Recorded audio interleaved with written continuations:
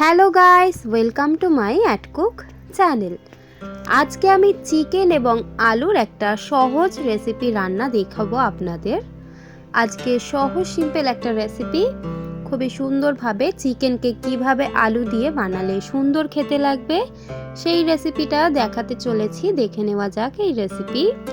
রান্নাটা বানিয়ে নেওয়ার জন্য কড়াইতে প্রথমে নিয়ে নিয়েছি পর্যাপ্ত পরিমাণে সর্ষের তেল।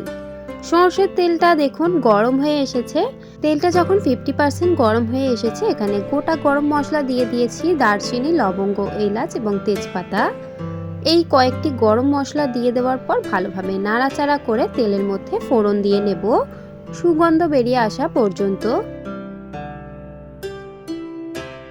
সুন্দরভাবে 1 থেকে 2 মিনিট নাড়াচাড়া করা হয়ে গেলে এখানে আমি দিয়ে দিচ্ছি 3টে মিডিয়াম সাইজের ভালোভাবে পেস্ট করে নেওয়া পেঁয়াজ। পেঁয়াজটা এবার ভালোভাবে এই তেলের মধ্যে একটু ভুনে নিচ্ছি হাতা দিয়ে। পেঁয়াজটা ভুনে নেওয়ার সময় এর মধ্যে আমি 2টো শুকনো লঙ্কা ব্যবহার করেছি কেটে নিয়ে। এবার ভালোভাবে অল্প একটু 1 থেকে 2 মিনিট পেঁয়াজটাকে নাড়াচাড়া করা হয়ে গেলে দিয়ে দিচ্ছি ঘরোয়া মশলা। দিয়ে দিলাম 1 চা চামচ হলুদ গুঁড়ো, দিয়ে দিচ্ছি এখানে লঙ্কা গুঁড়ো 1 চা চামচ, এখানে আমি দিয়ে দিচ্ছি জিরে গুঁড়ো 1 চা চামচ পরিমাণে। আপনারা এখানে স্বাদ পরিমাণে নুন দিয়ে নেবেন, এখানে আমি নুন দিয়ে দিচ্ছি স্বাদ পরিমাণে। এবং এই পর্যায়ে আমি দিয়ে দিচ্ছি আদা এবং রসুনের পেস্ট। ব্যাস, এই কয়েকটি ঘরোয়া মশলা দেওয়া হয়ে গেলে এবার ভালোভাবে পেঁয়াজটাকে কষিয়ে নেব মশলাগুলোর সঙ্গে। সুন্দরভাবে তেল বেরিয়ে আসা পর্যন্ত অল্প অল্প জল দিয়ে, যদি আমাদের জলের প্রয়োজন হয়, যদি কড়াইয়ের মধ্যে ধরে আসে, তাহলে অল্প অল্প জল দিয়ে ভালোভাবে নাড়াচাড়া করে কষিয়ে নিতে হবে পেঁয়াজটাকে। সুন্দরভাবে হাতা দিয়ে নাড়াচাড়া করতে করতে দেখুন এর মধ্যে থেকে তেল বেরিয়ে এসেছে। এই পর্যায়ে আমি এখানে অল্প একটু কালারের জন্য দিয়ে দিচ্ছি কাশ্মীরি গুঁড়ো লঙ্কা। এখানে আমি 1/2 চা চামচই ব্যবহার করেছি, কারণ ঝালটা আপনারা আপনাদের বুঝে লঙ্কাটাকে ব্যবহার করবেন। কাশ্মীরি লঙ্কাতেও অল্প একটু ঝাল হয়, তার জন্য ঝালটা ব্যালেন্স করার জন্য এখানে 1/2 চা চামচই দিলাম। সুন্দরভাবে এবার নাড়াচাড়া করে কাশ্মীরি গুঁড়ো লঙ্কাটা ভালোভাবে পেঁয়াজের সঙ্গে কষিয়ে নেব।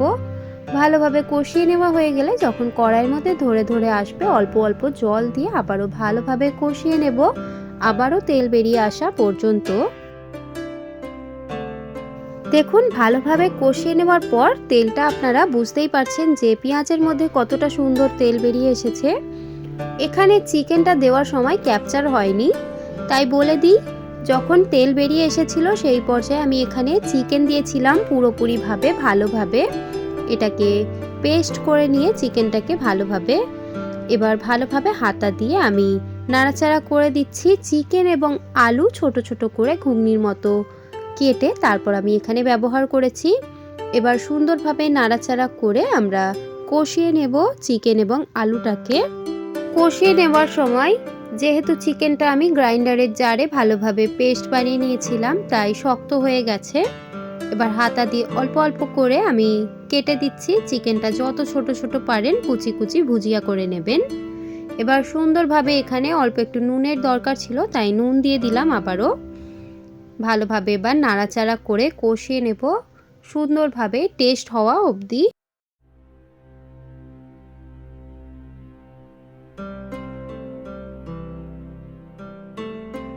দেখুন এখানে সুন্দরভাবে কষিয়ে নেওয়া হয়ে গেছে। আমি 4 থেকে 5 মিনিট ভালোভাবে কষিয়ে নিয়েছি। এবার আমি পরিমাণ মতো জল দিয়ে দিচ্ছি। যেহেতু এই চিকেনটা বানাচ্ছি আমি রুটি পরোটার সঙ্গে খাওয়ার জন্য, তাই ঝোলটা অল্প রাখবো, তার জন্য অল্প করে এখানে জল দিলাম এবং ভালোভাবে হাতা দিয়ে অ্যাডজাস্ট করে দিচ্ছি সব জায়গায় যেহেতু জল পৌঁছায় তার জন্য। এবার আমি ঢাকা দিয়ে 10 থেকে 15 মিনিট ফুটিয়ে নেব জলটা কমে আসা পর্যন্ত। 10 থেকে 15 মিনিট হওয়ার পর দেখুন ঢাকা খুললাম, কতটা সুন্দর হয়েছে। আশা করি আজকের এই সহজ আর সিম্পল রেসিপিটা আপনাদের ভালো লেগেছে। যদি ভালো লেগে থাকে তাহলে অবশ্যই লাইক, শেয়ার এন্ড সাবস্ক্রাইব করে দেবেন। যদি আমার চ্যানেলে আপনারা নতুন হয়ে থাকেন অবশ্যই চ্যানেলটিকে সাবস্ক্রাইব করে আমার পাশে থাকবেন। দেখা হবে নেক্সট ভিডিওতে। যদি এরকম ভিডিও চান তাহলে আমাকে কমেন্ট বক্সে এসে জানাবেন যে এরকম ভিডিও আপনাদের ভালো লাগে। আজকের এই ভিডিওটা দেখার জন্য আপনাদেরকে অনেক অনেক ধন্যবাদ।